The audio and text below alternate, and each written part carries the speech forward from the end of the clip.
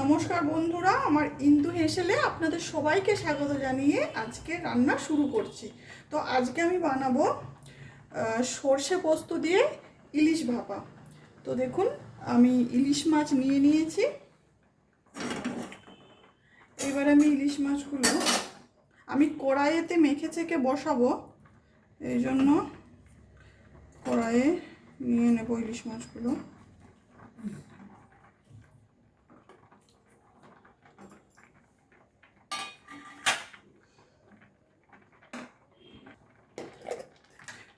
ইলিশ মাছেতে আমি লবণ দিয়ে দেব, পরিমাণ মতো আমি লবণ দিয়ে দিলাম।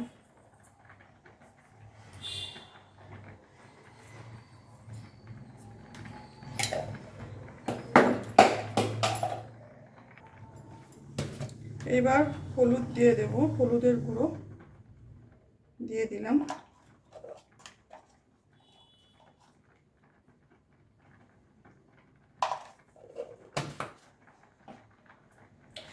এবার দেখুন বন্ধুরা, এখানে কালো সর্ষে, সাদা সর্ষে আর কাঁচা লঙ্কা একসাথে আমি বেটে নিয়েছি। এই সর্ষেটা দেব আর দেব পোস্ত। সর্ষের থেকে পোস্তর পরিমাণটা একটু বেশি আছে, পরিমাণ মতো আমি দিয়ে দেব, দিয়ে ভালোভাবে মেখে নেব। আর দেব সর্ষের তেল, কাঁচা সর্ষের তেল দিয়ে দেব আমি।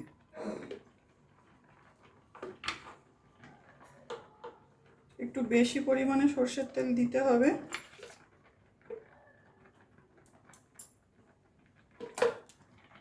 এবার আমি ভালোভাবে এটা মেখে নেব। লবণ, হলুদ, সর্ষে, কালো সর্ষে, সাদা সর্ষে বাটা, পোস্ত বাটা দিয়ে আমি এটা ভালোভাবে মেখে নিয়ে,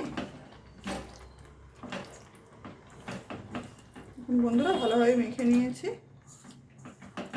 এবারে পোস্ত বাটা পর শিল ধোয়া জলটা আমি রেখে দিয়েছিলাম, এটা দিয়ে দেবো। মতো জল দিয়ে দিলাম। আচ্ছা, আমি কড়াইতে সমস্ত কিছু মশলা মেখে চেকে বসাচ্ছি। আপনারা কিন্তু টিফিন বক্সের মধ্যেও এইভাবে মেখে চেকে টিফিন বক্সের মধ্যে মেখে চেকে ঢাকনা বন্ধ করে আর কড়াইতে জল দেবেন। জলটা ফুটে ওঠার পরেতে একটা স্ট্যান্ড দিয়ে দেবেন, তারপরে টিফিন বক্সটা বসিয়ে দেবেন। জল ফুটে যাওয়ার পরেতে 10 মিনিট ঢাকা দিয়ে রেখে দেবেন, তাহলেই কিন্তু ইলিশ ভাপা হয়ে যাবে। আর যদি কড়াইতে এইভাবে মেখে চেকে বসান তাহলে 15 মিনিট টাইম লাগবে ইলিশ ভাপাটা করতে, কারণ ইলিশ মাছটা তো খুব নরম মাছ, এটা কিন্তু খুব তাড়াতাড়ি হয়ে যায়। তো আমি এটা ঢাকা দিয়ে দেবো আর আঁচটা একেবারে কমিয়ে দেবো। আমি এটা 15 মিনিটের মতো রাখবো। দেখুন বন্ধুরা, আমার ইলিশ মাছের রেসিপি কমপ্লিট। আর আমি এটা 10 থেকে 15 মিনিট ঢাকা দিয়ে রেখেছিলাম। 10 থেকে 15 মিনিট ঢাকা দিয়ে আঁচটা কমিয়ে রেখে দিলেই কিন্তু ইলিশ মাছ হয়ে যায়।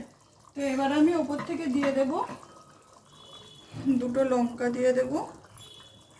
আমি যেহেতু সর্ষের সাথে অনেকগুলো লঙ্কাই একসাথে বেটেছিলাম, তাই আমি 2টোই দিলাম লঙ্কা, আর কাঁচা লঙ্কা দিয়ে দিলাম। আর ওপর থেকে একটু কাঁচা সর্ষের তেল ছড়িয়ে দেব। আমার রান্না কমপ্লিট। চলুন বন্ধুরা, আজকের রান্না এই পর্যন্তই। সকলে সুস্থ থাকবেন, ভালো থাকবেন।